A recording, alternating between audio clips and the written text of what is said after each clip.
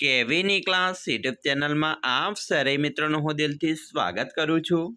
આજે વિદ્યાર્થી મિત્રો વાત કરવાના છીએ ધોરણ 6માં આપણી નવીન સ્વઅધ્યયન પોથી જે આપવામાં આવેલી છે તેમાં ભાગ નંબર 4 મિત્રો નવો આવી ગયો છે, જેમાં ગુજરાતી વિષયનો પાઠ નંબર 11 દૂર શું નજીક શું, જેનું આપણે આ વિડીયોમાં સચોટ સાચું અને સંપૂર્ણ સોલ્યુશન જોવાના છીએ। તો ચાલો વિદ્યાર્થી મિત્રો વિડીયોની શરૂઆત કરીએ। તેના પહેલાં તમે ખાસ કરીને ચેનલમાં નવા હોય તો વિદ્યાર્થી મિત્રો ચેનલને અવશ્ય સબસ્ક્રાઇબ કરી વિડીયોને લાઇક અને શેર કરવાનું પણ ન ભૂલતા। દૂર શું નજીક શું જે આપણો પાઠ 11 છે, જેમાં પ્રશ્ન નંબર 1 છે, નીચે આપેલા વિધાનો માટે યોગ્ય વિકલ્પ પસંદ કરો। વિદ્યાર્થી મિત્રો પહેલો વિકલ્પ છે હોડી કઈ દિશા તરફ ગતિ કરી રહી છે, તો અહીંયા આપણો જવાબ આવશે ક ઉત્તર દિશા। 2 હોડી તારલાની ટાળી કઈ રીતે આપે છે, જવાબ આવશે અ હસીને। 3 દાંભલાના જેવું ઊંચું ચણતર એટલે ખાલી જગ્યા, જવાબ આવશે ક મિનારા। 4 કૂદી કૂદીને દે તારલાને તાલે હસંત મતવાલે પંક્તિમાં રેખાંકિત શબ્દનો અર્થ ખાલિયા છે, તો મિત્રો મતવાલે યાની કે મદમસ્ત, જવાબ આવશે। 5 ઝીણું ઝીણું મરકે ખાલિયા એટલે, તો ઝીણું ઝીણું મરકે એટલે મિત્રો મંદ મંદ હસવું। પ્રશ્ન 2 નીચે આપેલા શબ્દોના પ્રાસયુક્ત શબ્દ લખો, જેની અંદર પહેલું છે કિનારા તો મિનારા, ફરકે તો મરકે, ફૂલ્યા તો ખુલ્યા, તાલી તો મતવાલી, ખુલે તો ઝૂલે અને રમતી તો ભમતી। એના પછી પ્રશ્ન 3 કૌંસમાં આપેલા શબ્દોનો સમાનાર્થી શબ્દ કોષ્ટકમાંથી શોધીને લખો। અહીંયા મિત્રો તમને આપેલા છે, બરાબર શબ્દ આપેલા છે, જેમ કે ભૂમિ છે તો જમીન થાય, વાયરો તો પવન, હોડી તો નાવ, નજીક તો પાસે અને પંથ તો રસ્તો અને માર્ગ, જે વિદ્યાર્થી મિત્રો અહીંયા તમને મળી જશે। જો નાવ, પછી જમીન છે, પવન, પાસે, રસ્તો અહીંયા પણ છે અને રસ્તો અહીંયા પણ છે અને માર્ગ, તો આવી રીતે તમારે પણ મિત્રો કોષ્ટકમાંથી શોધીને સમાનાર્થી શબ્દ લખવાના છે। પ્રશ્ન 4 આપેલ ચિત્રને ધ્યાનમાં રાખી કાવ્ય રચના કરો। અહીંયા મિત્રો સરસ મજાનું ચિત્ર આપેલું છે, આપણે જોઈ શકો છો, જે જંગલનું ચિત્ર છે, બરાબર।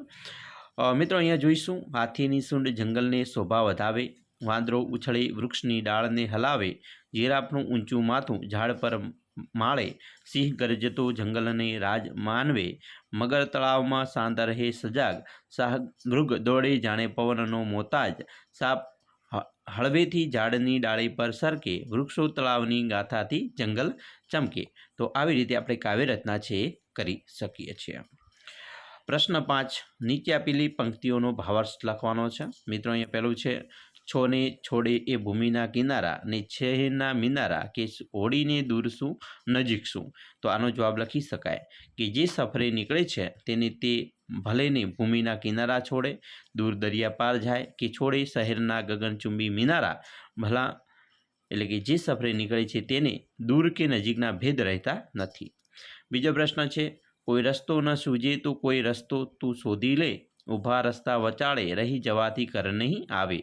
મિત્રો જવાબ છે કે જ્યારે તને કોઈ રસ્તો ન સૂજે તો ત્યારે તારે રસ્તો જાતે જ શોધવાનો છે, જ્યારે કોઈ મુશ્કેલી આવે તો રસ્તા વચ્ચે ઊભો રહી જવાથી એટલે કે મુશ્કેલીમાં સ્થગિત થઈ જવાથી ઘર સુધી મંજિલ સુધી ન પહોંચી શકીએ।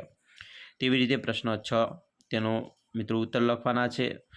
પહેલો પ્રશ્ન છે તમે નાવડી ક્યાં ક્યાં જોઈ છે, તો મિત્રો આપણે નાવડીની વાત કરીએ તો મેં નાવડી અમદાવાદના કાંકરિયા તળાવમાં, સાબરમતી નદીમાં, દ્વારકા દરિયામાં, બેટ દ્વારકા નાવડીમાં બેસીને ગયો હતો, આબુના નખી તળાવમાં, ઉપરાંત ટીવીની ઘણી બધી વાર નાવડી જોઈ છે। આના સિવાય તમે મિત્રો નાવડી જોઈ હોય તે લખી શકો છો। પ્રશ્ન 2 તમે કયા કયા વાહનોમાં બેસીને મુસાફરી કરી છે, તો મિત્રો જવાબ લખી શકાય કે મેં મોટરસાઇકલમાં, રિક્ષામાં, બસમાં, રેલગાડી એટલે કે ટ્રેનમાં વગેરે વાહનોમાં બેસીને મુસાફરી કરી છે। આ ઉપરાંત મારા ગામમાં સાયકલ પર, ઘોડાગાડીમાં અને બળદગાડીમાં પણ મુસાફરી કરી છે।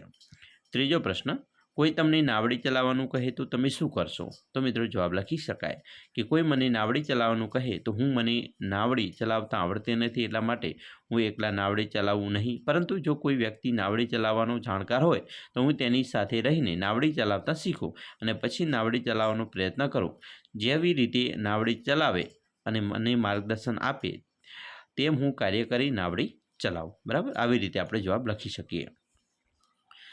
ચોથો પ્રશ્ન છે, તમે નાવડીમાં બેસો તો તમે શી કાળજી રાખશો અને કેમ? મિત્રો, આપણે જવાબ લખી શકાય કે નાવડીમાં બેસતી વખતે લાઈફ જેકેટ પહેરવું જોઈએ, હવામાનની સ્થિતિ તપાસવી જોઈએ અને બોટના સુરક્ષા સાધનોનું નિરીક્ષણ કરી તે બરાબર છે કે નહીં તે તપાસવું જોઈએ.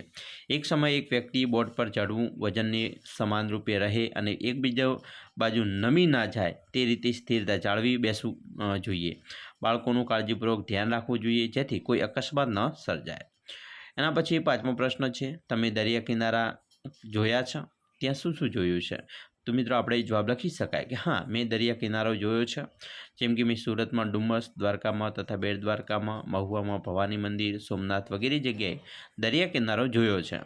દરિયા કિનારે મેં નાસ્તાના વિવિધ સ્ટોલ તથા ઘોડેસવારી અને ઊંટ સવારી કરતા લોકો જોયા છે. દરિયા કિનારે લોકો ફોટા પડાવે છે તો જોયા છે. દ્વારકાના દરિયા કિનારે ગોમતી ઘાટમાં માછલીઓ જોઈ છે. તો આ રીતે લખી શકાય. છઠ્ઠો પ્રશ્ન, જીવનમાં નક્કી કરેલા ધ્યેયની સિદ્ધ કરવા શું શું કરશો? તો આનો જવાબ પણ લખી શકીએ મિત્રો કે જિંદગીમાં મેં નક્કી કરેલો ધ્યેય છે સરકારી નોકરી છે.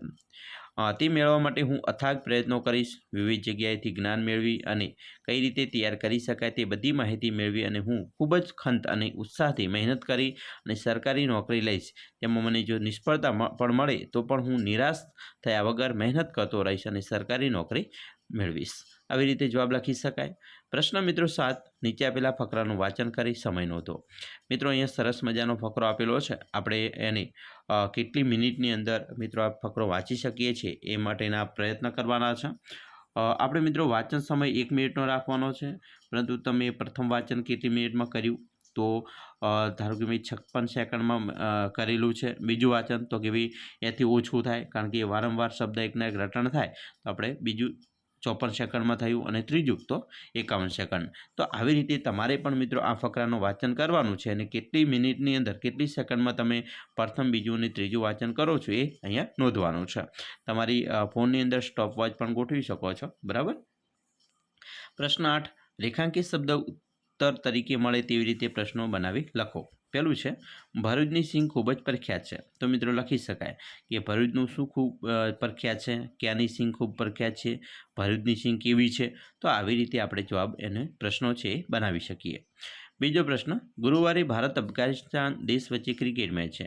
તો આપણે પ્રશ્ન બનાવવા હોય તો પહેલો છે પ્રશ્ન, કયા વારે ભારત અફઘાનિસ્તાન દેશ વચ્ચે ક્રિકેટ મેચ છે? ગુરુવારે કયા દેશ વચ્ચે ક્રિકેટ મેચ છે?